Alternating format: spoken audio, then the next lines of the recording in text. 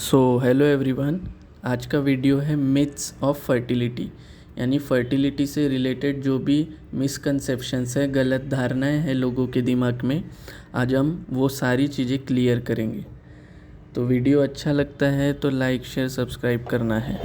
तो सबसे पहला जो क्वेश्चन है वो है कि you can get pregnant any time in your cycle, यानी आप साइकिल में आपके कभी भी प्रेग्नेंट हो सकते हो क्या?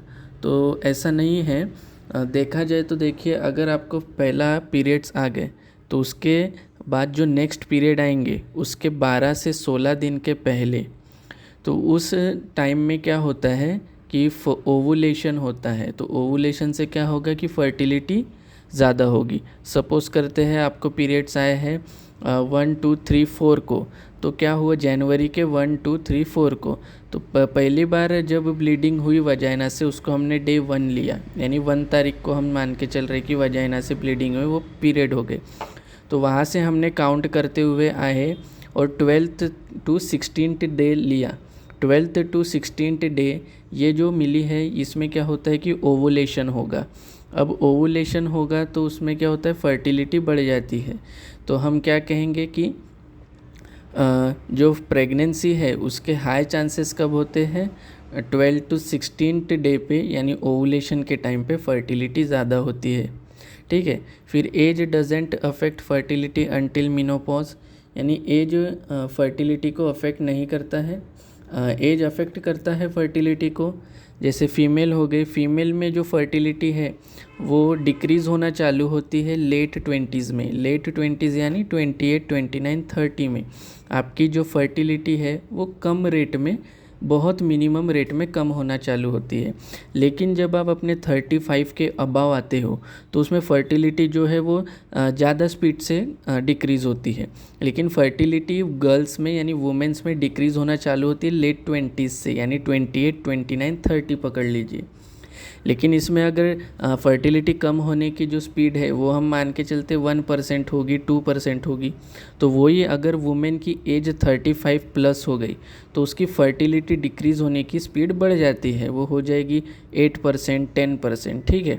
तो इसीलिए क्या होता है कि जब वुमेन की एज 35 प्लस होती है तो प्रेगनेंसी होने में डिफ़िकल्टीज आती है। फिर उसके बाद हम मैन में भी ये देखेंगे कि third question, man don't have a biological clock. नहीं, ऐसा नहीं है। मैन में भी फर्टिलिटी डिक्रीज़ होती है, लेकिन वो मैन में क्या होता है कि आफ्टर एज 40 उनकी फर्टिलिटी डिक्रीज़ होना चालू होती है, और वुमेंस में लेट 20s से 28 29 30, लेकिन मिनिमम परसेंट में 1% 1.5% स्पीड से। तो ये क्या हो गया कि मेल में भी फर्टिलिटी कम होती है लेकिन 40 के एज के बाद। अब इसमें क्या होगा कि उनका स्पर्म काउंट लो हो जाता है, उनके स्पर्म की क्वालिटी कम हो जाती है। फिर जो स्पर्म है उसका स्ट्रक्चर डिफेक्ट होता है, स्पर्म का डीएनए डिफेक्ट होता है, स्पर्म की मोटिलिटी कम होती है। इसलिए 40 के बाद कंसीव करने पर, यानी मेल और फीमेल जब सेक्सुअल एक्टिविटी करेंगे, तो अगर फीमेल की एज 35 प्लस है और मेल की एज 40 प्लस है तो फिर प्रेगनेंसी कॉज करने में डिफ़िकल्टी होती है। प्रेगनेंसी जल्दी कॉज होती नहीं है क्योंकि फर्टिलिटी दोनों में कम हो रही है। फिर हमारा नेक्स्ट क्वेश्चन है कि आईवीएफ गारंटी करता है क्या प्रेगनेंसी का? IVF guarantee pregnancy? तो ऐसा नहीं है कि आईवीएफ 100% आपको रिज़ल्ट देगा, क्योंकि क्या होता है कि आईवीएफ भी क्या है, एज पर डिपेंडेंट होता है। फिर अगर आप मान के चलिए 35 प्लस हो चुकी है वुमेन की एज, और फिर मेल पार्टनर जो है उसकी भी एज 40 प्लस हो चुकी है, तो अब दोनों केस में क्या हुआ होगा, जो फीमेल की जो एज हुई है उसका तो फर्टिलिटी कम हो रहा है, लेकिन जो मेल है उसका भी क्या हो रहा है कि 40 एज प्लस है तो उसका स्पर्म का काउंट कम होगा, या फिर स्पर्म की क्वालिटी कम होगी, या फिर स्पर्म का डीएनए, स्पर्म का स्ट्रक्चर, या फिर क्या हो सकता है कि जो अपना ओवम है, यानी फीमेल का जो ओवम है वो उसकी भी क्वालिटी कम हो सकती है। तो आफ्टर एज जैसे 35 प्लस हो गया, 40 प्लस हो गया, तो उसके बाद अगर आप आईवीएफ कर रहे हो तो ऐसा 100% गारंटी प्रेगनेंसी होगी, ऐसा नहीं है। तो आईवीएफ भी 100% गारंटी नहीं करता है प्रेगनेंसी का। आईवीएफ भी एज पर डिपेंडेंट करता है, मेल पार्टनर के, फीमेल पार्टनर के। ठीक है। और हम क्या कहें, आगे का क्वेश्चन क्या है कि it's easy to conceive once you stop birth control. तो हम बर्थ कंट्रोल पिल्स क्यों लेते हैं, basically females birth control pills क्यों लेती है कि जब वो अनप्रोटेक्टेड सेक्सुअल एक्टिविटी करते हैं तो उससे क्या होता है कि प्रेगनेंसी कॉज ना हो, उसके लिए हम बर्थ कंट्रोल पिल्स लेते हैं। तो जो बर्थ कंट्रोल पिल्स है वो एक्चुअली बॉडी में जाकर हार्मोन का इम्बैलेंस करते हैं, ठीक है। अब हार्मोन के इम्बैलेंस होने के कारण क्या होगा कि प्रेगनेंसी नहीं होती है। अब वही चीज़ अगर आपने बर्थ कंट्रोल पिल्स छोड़ दिया तो वो हार्मोन्स को इम्बैलेंस जो कंडीशन में है उनको बैलेंस होने के लिए थोड़ा टाइम लगता है। तो उनको कम से कम अगर किसी में बर्थ कंट्रोल पिल छोड़ने के बाद 1 महीना 2 महीना 1.5 महीने में आपको क्या दिखेगा कि हार्मोन बैलेंस हो जाएंगे, और उसके बाद अगर आप सेक्सुअल एक्टिविटी करते हैं तो प्रेगनेंसी कॉज होगी। किसी किसी में ये हार्मोन बैलेंस होने में थोड़ा ज़्यादा टाइम लगेगा तो 2 महीना क्रॉस हो जाएगा। तो हार्मोन बैलेंस होने में 2 मंथ्स लग गए, तो उसके बाद आपने सेक्सुअल एक्टिविटी की, अनप्रोटेक्टेड सेक्सुअल एक्टिविटी, तो उससे प्रेगनेंसी कॉज होगी। लेकिन अभी कुछ फैक्टर्स है, पीसीओडी जैसे कंडीशंस हो गई, तो वो सारी कंडीशंस भी देखना है। अगर आप बर्थ कंट्रोल पिल ले रहे हैं, पीसीओडी कंडीशन है, पॉलीसिस्टिक ओवेरी सिंड्रोम वाली, तो उसमें हार्मोन को बैलेंस होने में थोड़ा और टाइम लग सकता है। तो फिर हार्मोन बैलेंस होंगे अगर सपोज़ 3 महीने बाद, तो उसमें क्या होगा 4 महीने बाद, तो फिर उसके बाद आपको प्रेगनेंसी मिलेगी आपने जब बर्थ कंट्रोल पिल छोड़ा है। तो बर्थ कंट्रोल पिल छोड़ने के बाद एकदम से प्रेगनेंसी कॉज नहीं होगा, हार्मोन स्टेबल होने में थोड़ा टाइम लगता है, और ये हार्मोन स्टेबल होना डिपेंड करता है कंडीशन पर, ठीक है। तो अब हम बात करेंगे you need to try for a year before seeing a doctor. नहीं, ऐसा नहीं होता है। अब इसमें भी क्या होगा कि एज फैक्टर मैटर करेगा। अब एज फैक्टर क्या है, अगर वुमेन की जो एज है यानी फीमेल पार्टनर है वो अंडर 35 एज है तब ये कंडीशन वैलिड होती है। तब वो क्या होता है कि आपको अनप्रोटेक्टेड सेक्सुअल एक्टिविटी करना पड़ता है 1 ईयर तक, और उसके बाद आप डॉक्टर को दिखाओगे कि जब आपको प्रेगनेंसी नहीं हो रही है, मीन्स आपने जो वुमेन है वो 35 एज के अंडर है, और जो मेल पार्टनर है वो भी 40 के अंदर ही होगा, ऑब्वियस है। तो उस कंडीशन में क्या होता है कि अगर दोनों मेल और फीमेल पार्टनर अनसेक्सुअल एक्टिविटी परफॉर्म कर रहे हैं और प्रेगनेंसी कॉज नहीं हो रही है, मेल और female partner sexual activity carry कर रहे 1 साल के लिए अनप्रोटेक्टेड, फिर भी प्रेगनेंसी नहीं हो रही है, तब हमें डॉक्टर को दिखाना है। और फिर जो फीमेल है वो 35 के एज के ऊपर है, तो उस केस में आपने अनप्रोटेक्टेड सेक्सुअल एक्टिविटी 1 साल तक करना है, और उसके बाद प्रेगनेंसी नहीं होगी, फिर डॉक्टर को दिखाएंगे, ऐसा नहीं है। 35 की एज हो गई तो उसके बाद आपने 1 मंथ ट्राई किया, 2 मंथ ट्राई किया, अनप्रोटेक्टेड सेक्सुअल एक्टिविटी और प्रेगनेंसी नहीं मिल रही, तो आप डॉक्टर को दिखा सकते हैं डायरेक्टली, क्योंकि उस केस में क्या हो रहा है कि फर्टिलिटी पहले से ही कम हो रही है।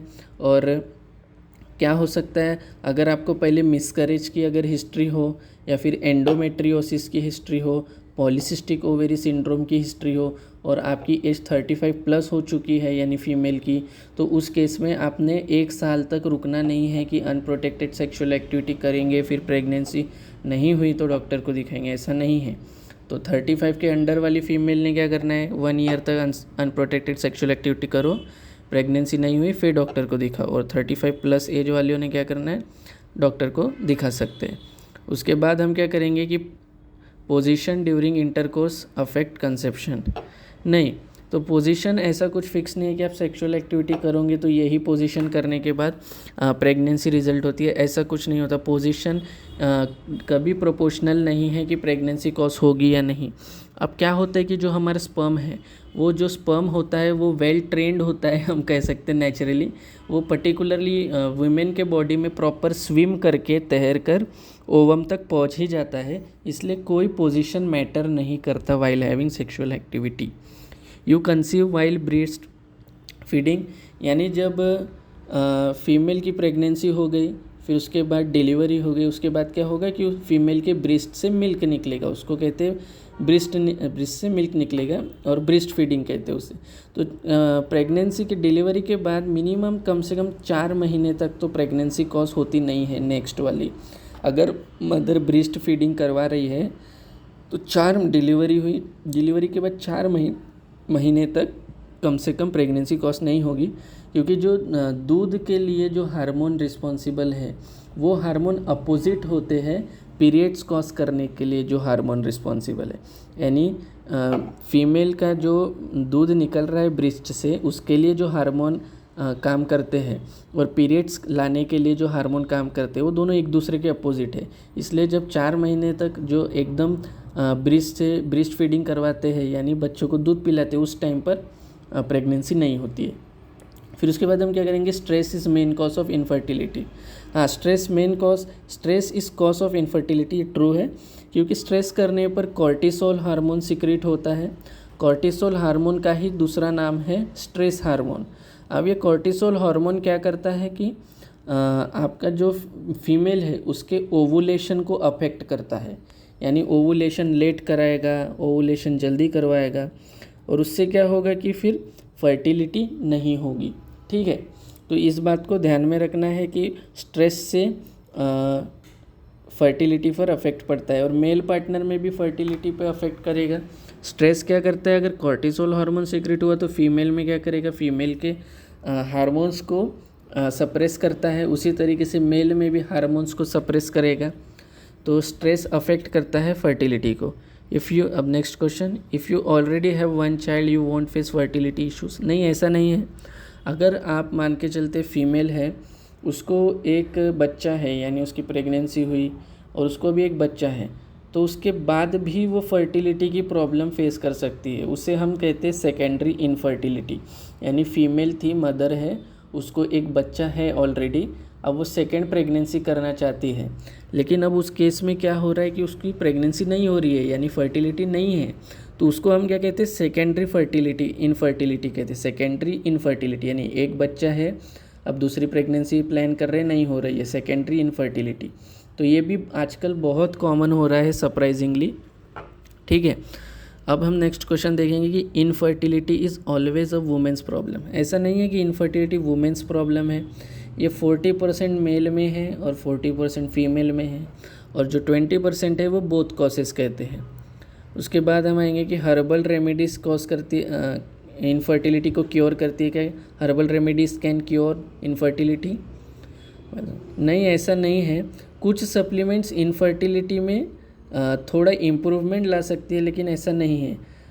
कुछ हर्बल टीज़ कहते हैं कि कुछ टीज़ टाइप ने यानी हर्बल टीज़ होती है और उनको पानी में उबाल कर पी लो तो फर्टिलिटी आएगी, तो ऐसा नहीं होता है। हाँ, इनफर्टिलिटी को थोड़ा वो इम्प्रूव कर सकते हैं, पर वो कम्प्लीटली क्योर नहीं करते हैं फर्टिलिटी। नेक्स्ट क्वेश्चन देखेंगे अब हम, infertility treatment are unaffordable for most people. ऐसा नहीं है, पहले इनफर्टिलिटी ट्रीटमेंट अफोर्डेबल नहीं थे, लेकिन अभी अफोर्डेबल है क्योंकि ये गवर्नमेंट स्कीम्स के थ्रू आने लगे हैं। तो आपने गवर्नमेंट वेबसाइट्स ट्राई करनी है, फिर गवर्नमेंट हॉस्पिटल्स में इंक्वायरी करनी है। इनफर्टिलिटी के लिए बिल्कुल फ्री ट्रीटमेंट आ चुका है और आप उसके लिए जा सकते हो। फिर उसके बाद हम क्या करेंगे कि being on your feet too much can cause infertility. नहीं, अगर वुमेन्स है या मेल है जो जिनका खड़े होकर ज़्यादा काम कर रहे हैं, या फिर वुमेन्स हम कह लो कि घर के काम खड़े होकर ज़्यादा देर खड़े होकर घर के काम कर रहे हैं, तो उससे इनफर्टिलिटी हो रही है। ऐसा नहीं है, उससे इनफर्टिलिटी नहीं होती है। ये जो खड़े होकर काम करना, ये सब वेरिकोज वेन या फिर आपको फीट में इडिमा है, तो ये जो भी अदर प्रॉब्लम से आपके लोअर रीजन से रिलेटेड, यानी किसी को अर्थराइटिस है तो वो सब चीज़ों में अर्थराइटिस, वेरिकोज वेन, उसमें अगर आप खड़े होकर ज़्यादा देर तक काम करोगे तो उनके सिम्टम्स बढ़ जाते हैं, लेकिन फर्टिलिटी पे कोई असर नहीं होता है खड़े होकर काम करने से। तो यही कुछ मिथ्स थे, और आगे और मिथ्स अगर डिबंक करने होंगे फर्टिलिटी से रिलेटेड तो कमेंट करो।